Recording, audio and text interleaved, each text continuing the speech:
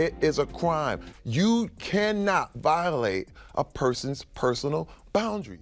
The entertainment industry, often associated with glamour, is currently caught up in various controversies, and Tyler Perry is now facing allegations. Terry Crews is poised to bring attention to Perry's long-standing involvement in the industry and the accusations surrounding his alleged participation in rituals. Terry Crews has revealed the identity of the Hollywood executive who allegedly groped him at an industry party in February 2016. The accused is Adam Venit, the head of the motion picture department at a prominent talent agency in Beverly Hills.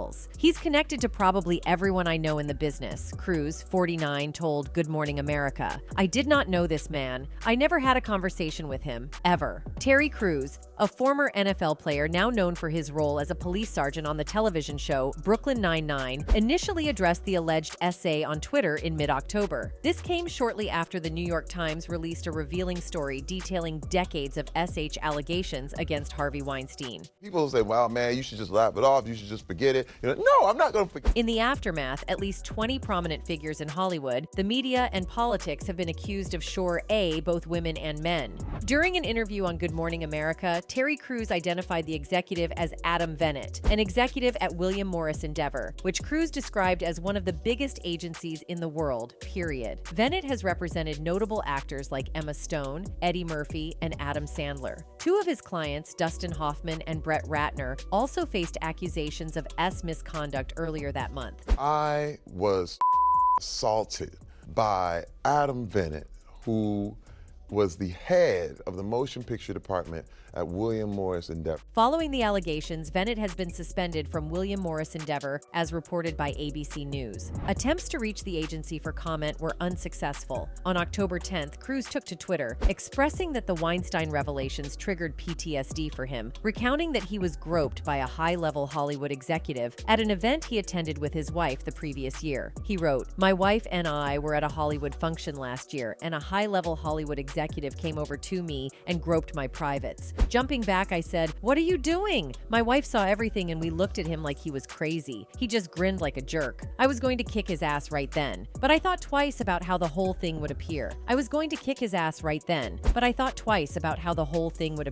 Crews attended a crowded party last year with his wife, Rebecca King Crews, where he recounted that Venit started staring at him and engaging in overtly S gestures with his tongue, as revealed in his interview on Good Morning America. And he's still licking his tongue out and all this stuff, and I go, 'Dude, what are you doing? What are you doing?' And then he comes back again. And he just won't stop," Crews said. Crews recounted that he forcefully pushed Venit away, causing Venit to bump into other partygoers. Rather than showing remorse, Venit began laughing and giggling, leaving Crews feeling profoundly emasculated and objectified. The incident haunts Crews, who questions its reality every morning. You're talking about a very, very powerful man who has access to studio heads. What they do affects every part of the business, from producers, writers. During the episode, Crews's primary concern was the safety of his wife. He strategically positioned himself between her and Venit to prevent any further approach. The aftermath left Crews consumed by rage, describing the intensity as almost making him feel like he could punch a hole in his head. The emotional turmoil continued as he and his wife drove home, with Crews expressing a level of frustration that almost led him to rip the steering wheel off. Crews shared that his wife played a crucial role in calming him down and commended him for avoiding resorting to violence. Being an African-American man, Crews is acutely aware that had he physically confronted Venit, he would have been immediately stereotyped as a thug. He empathizes with the hesitancy of many victims to come forward, acknowledging the formidable power dynamics in Hollywood. Fear of disbelief and potential career repercussions often deter individuals from sharing their experiences, according to Crews. The fallout from various claims ranging from misconduct has led to resignations and terminations. For instance, Kevin Spacey faced allegations of making advances on a minor, resulting in his removal from the last season of the Netflix series House of Cards, and being replaced in Ridley Scott's All the Money in the World by Christopher Plummer, marking an unprecedented last-minute recasting in a completed film. Crews himself said he put the incident in the back of his mind until the Weinstein allegations, which encouraged him to tweet in October about what happened. He filed a police report earlier this month. "I will not be shamed.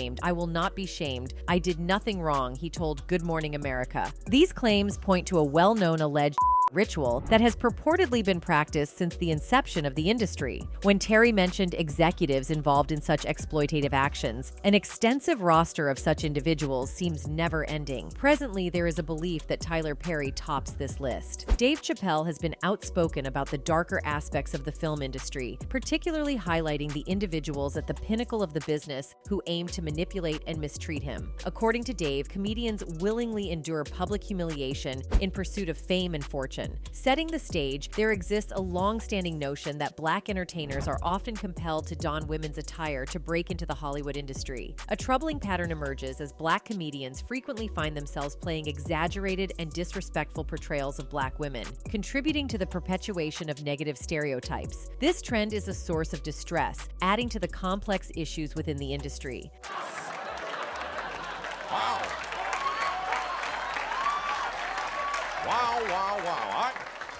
I don't think anyone saw this one coming. Undoubtedly, Tyler Perry has left a substantial imprint on the entertainment landscape, ascending from the Atlanta theater scene to achieving box office success with his Medea series. Nevertheless, Perry's trajectory has been accompanied by controversy. There have been rumors indicating that Perry's ego reached a point where conflicts arose, even with influential figures like Oprah. In the highly competitive realm of Hollywood, progress is often challenging without encountering a few questionable tactics, and Tyler Perry appears to be no exception to this trend. And when I'm hearing all this noise, man, it was crazy because there were no Black people on television. Before diversity became a thing, Tyler Perry was the only one out there for a long time. Renowned film director Spike Lee is among the notable figures who have criticized Tyler Perry for incorporating stereotypical characters in his work. Lee, known for his outspoken stance on social and cultural issues, has openly addressed this concern regarding Perry's creative choices. But I still think a lot of stuff that's on today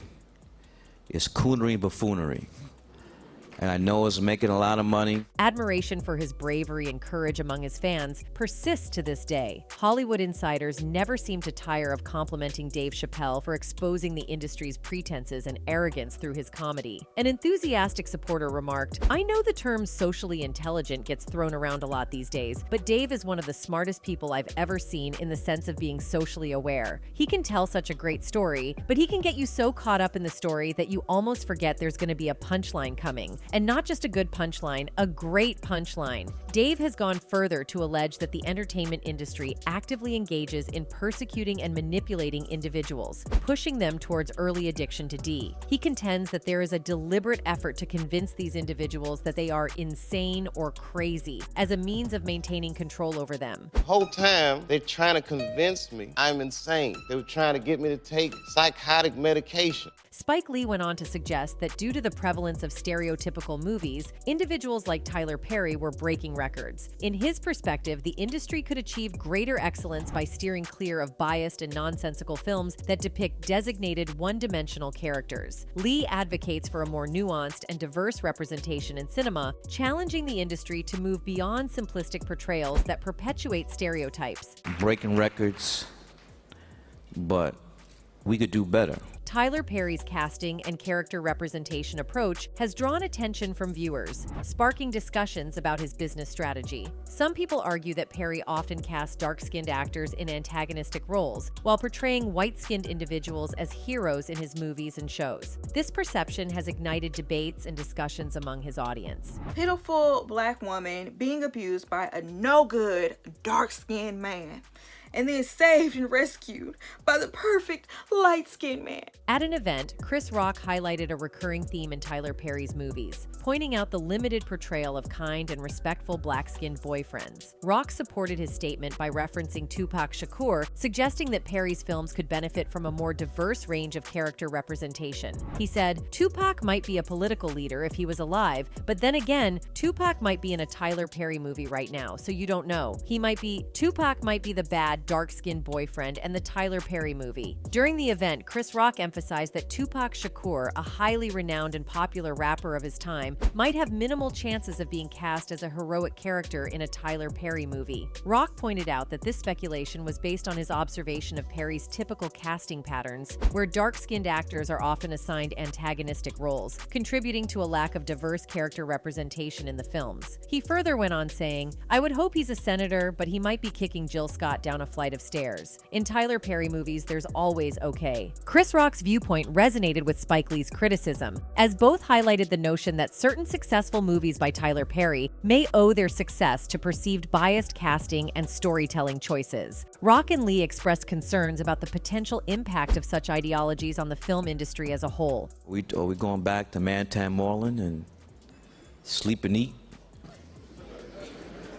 Yet, if those films, I mean, we're talking about Tyler Perry. Upon closer examination of the entertainment industry, it becomes apparent that colorism is not an uncommon issue within this realm. In recent times, Hollywood has come under significant criticism, often fueled by media-driven campaigns that quickly spread from Twitter to television news. It could be asserted that convicted ex-offender Harvey Weinstein was among the first prominent figures to draw negative attention to the industry. In 2017, a plethora of SA allegations surfaced, laying bare the darker aspects of Hollywood's culture. There's a new documentary that is all about the dark side of Hollywood and how some power players allegedly use their positions to prey on young, aspiring actors. Following the #MeToo movement controversy, Hollywood faced a series of scandals. These included comedian Kevin Hart stepping down as the Oscars host in 2019 due to the re-emergence of past homophobic tweets. Simultaneously, the #OscarsSoWhite campaign called for greater diversity in the Oscars, advocating for increased recognition of people of color and marginalized communities. Consequently, Hollywood's once illustrious reputation has been significantly tarnished, and the iconic Walk of Fame now appears more like an uninspiring walk of shame without stars.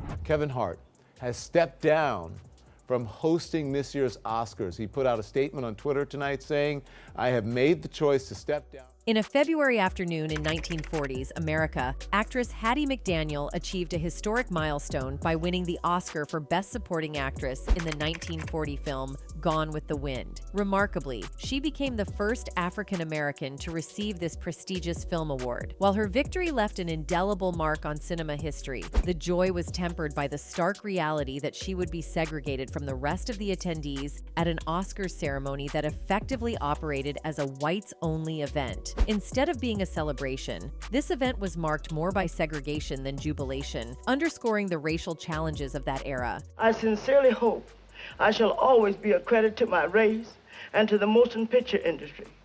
My heart is too full to tell you just how I feel. 80 years later, the film industry continues to grapple with a persistent form of routine discrimination, despite some progress in increasing diversity. The 2020 Oscar ceremony was marred by racial controversies that have unfortunately become all too common for both viewers and industry participants. Major snubs, such as the omission of Lupita Nyong'o for her outstanding performance in the 2019 film Us, exemplify this ongoing issue, highlighting the challenges and shortcomings in achieving true representation and recognition within the industry. And the Oscar goes to Lupita Nyong'o.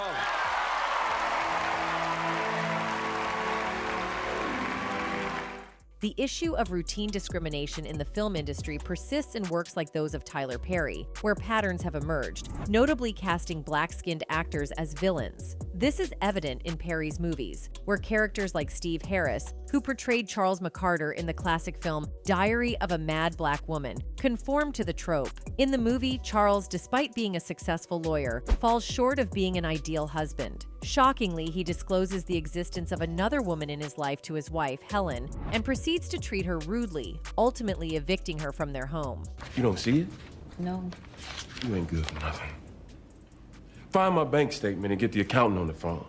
Then call Calvin and tell him to get over here and you can leave. Blair Underwood portrayed the character Carlos in one of Tyler Perry's movies. In this role, Carlos is depicted as a controlling investment banker who exercises dominance and control over his girlfriend in the film. Blair Underwood, renowned for his role in LA Law, has been a prominent Hollywood figure for more than 4 decades. Commencing his career in the 1980s, he has navigated various phases as a black actor in the industry. Underwood recently offered reflections on his early career and recounted an encounter with the legendary Oscar-winning actor Sidney Poitier. And of course, this is what the kids are now calling a Blasik movie.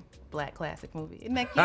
Isn't that cute? I hadn't heard that. I like that. A Blasik movie. A Blasik. Okay. In the 1980s, the presence of black faces on screen was uncommon, and the available roles tended to be both limited and stereotypical, offering little diversity for black TV viewers. Blair Underwood personally experienced these challenges. Alongside Denzel Washington, he emerged as a notable example of black male representation on both TV and in film during that period, garnering praise and recognition for their contributions. You know, these 4 black women in the hood, and like, now we're gonna do girls in the hood, and there was a little pushback. Like, why they only want to see us as slaves or in the hood and Hollywood. The struggles of facing limited and stereotypical roles for black actors persisted into the 1990s. Blair Underwood remembered that during this era, virtually every black actor and actress in Hollywood, regardless of their fame or talent, encountered auditions for the same roles. This underscored the industry's dearth of diverse opportunities for black talent. Yeah, I've been a history buff like most of my life.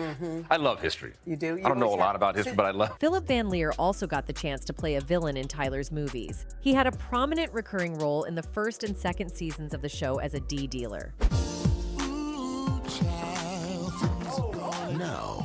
Harry, Brenda, Harry. Hey. Harry's a high school coach. Ion Overman took on the role of Linda Davis, a negative character in Tyler Perry's movie Medea Goes to Jail. Linda is portrayed as an envious assistant district attorney engaged to Joshua. Throughout the film, she engages in clandestine illegal activities, including fraud, evidence tampering, and providing false legal documents related to individuals she has prosecuted. Ron Rico Lee played Chuck, an assistant district attorney and Joshua's friend in the movie. In another Tyler Perry film, I Can Do Bad All by Myself, actor Brian White was cast as the antagonist. He portrayed Randy, an abusive boyfriend serving as the film's villainous character. I seen the way you've been looking at me. See, this here my house, and I can let you, the 2 little nappy boys, stay here. Right. The observation that negative characters in Tyler Perry's movies and shows often exhibit abusive behavior towards women has raised concerns, prompting discussions and objections from many individuals. This trend is evident in shows like Bruh and Sistas. Bruh revolves around the lives of 4 black men as they navigate various aspects such as relationships, friendships, and careers. Despite not being blood-related, the synopsis suggests that these men share a deep and enduring bond resembling family. The promotional material portrays their close-knit friendship, characterized by warmth and camaraderie, as reflected in their bright and happy smiles. However, the concern persists regarding the portrayal of abusive behavior towards women in some of Tyler Perry's works. She says she moved in. She seemed nervous. I'm a little confused. Wait. Okay, take it back. Tyler Perry's movies, including Acrimony, often generate discussions and debates on social media platforms like Twitter. Some viewers criticize Perry for repeatedly portraying the trauma that black women experience at the hands of men in his films, while others argue that he is shedding light on real-life issues that many black women can relate to. These debates highlight the impact of Perry's storytelling and his ability to provoke conversations around important topics. One of the internet users said, "Tyler Perry refuses to produce a show that doesn't involve the emotional torture, and beating of the downtrodden black women." Another one wrote, "Tyler Perry has literally went from sleeping in his car broke to having a net worth of $600 million, opening a huge studio in Atlanta to employ aspiring black actresses and actors, so put some respect on his name. His movies tells the pain women go through." Critics of Tyler Perry contend that while acknowledging his contributions to the black community, it's essential to hold him accountable for perceived missteps in his work. They point to instances in his movies and television shows where black women are portrayed negatively or subjected to unpleasant behavior. Some argue that Perry's works may perpetuate respectability politics, suggesting that the character's only path to happiness and success is through conforming to certain societal norms and expectations. Manage it, grow it, through all the growing pains of it all. You've managed to do it all on your own, figuring it out and learning as you've gone. Calling me a lot. Not just limited to actors, black comedians too have expressed their disapproval of Tyler Perry. Throughout the years, numerous black comedians have integrated cross-dressing into their comedic performances to provoke laughter. This comedic strategy involves contrasting their authoritative demeanor with the amusing image of them donning dresses and heels. While this technique may create moments of humor, it also brings about underlying implications. As Dave Chappelle pointed out, It's like when I see that they put every black man in the movies in a dress at some point in their career, I'll be connecting them down like, wow, these brothers got weird dress. During a recent guest appearance on Oprah's show, comedian Dave Chappelle posed an intriguing question. He questioned why so many accomplished black male entertainers have chosen to embrace cross-dressing at some point in their careers. One notable example is Martin Lawrence, who gained recognition for his lead role in the Big Mama's House series. Likewise, Eddie Murphy incorporated a female character into his repertoire of roles in the Nutty Professor film series. This happened to me. I'm doing a movie with Martin. Yeah. The movie's going good. So I walk in the trailer. I'm like, man, this must be the wrong trailer because there's a dress in here. Jamie Foxx left a lasting impact with his memorable Ugly Wanda character on In Living Color, showcasing his comedic versatility. Additionally, Marlon and Shawn Wayans explored gender reversal in their roles in White Chicks. On the other hand, the less successful Juwanna Mann movie from a few years ago is a chapter that some may choose to consign to the past. I'm here! Ooh, that girl get around.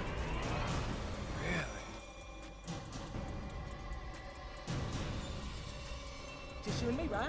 In this array of examples, Tyler Perry stands out as the most prominent cross-dresser in contemporary entertainment. Perry, renowned not only for his substantial contributions to the entertainment industry, but also for his influence in right-wing evangelical circles, has attained significant success and acclaim through his iconic Medea franchise. On Black Friday... What the hell is Black Friday? Every Friday is Friday. I'm black. That's a Black Friday. What you talking about? I don't even know what the hell a Black Friday is.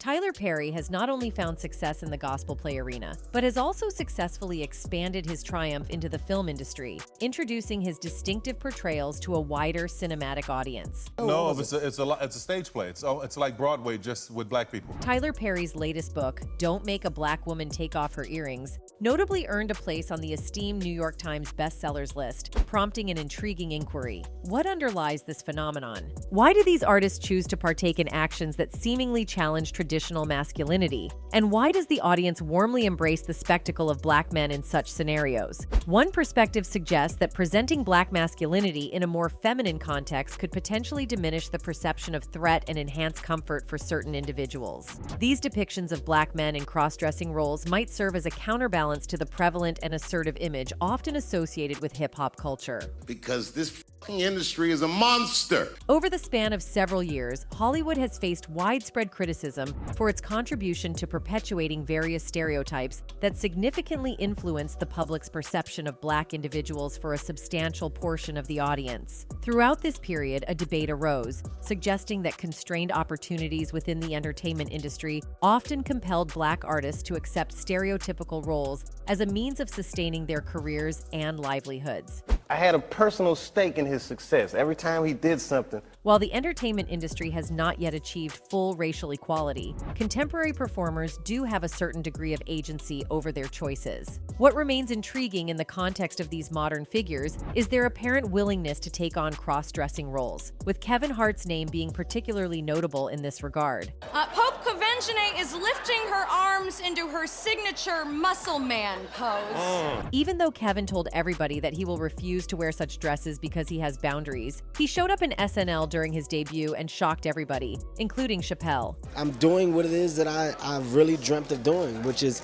becoming a global brand and what I love to do and tell jokes. So I'm happy. I don't think you can get any happier right now. Hart commented that he thought it was humorous and that no one had informed him that he was forced to do anything. But is it really that straightforward? Numerous individuals have expressed their opposition to witnessing more instances of black men in dresses, asserting that this phenomenon has reached a saturation point. Critics argue that our society is already influenced by various factors that could undermine the perception of black men's masculinity, and they contend that there is no need to further contribute to these forces in any way. When things happen that can possibly affect your brand, your brand can be diminished, and you don't want that to happen. So, protecting my brand is definitely a priority. It is disheartening that there is opposition to witnessing more instances of black men in dresses. This phenomenon appears to have reached its limit, and our society is already contending with numerous factors that can potentially undermine the perception of black men's masculinity. Many believe there is no need to further contribute to these forces. I was like, no, I'm gonna look stupid.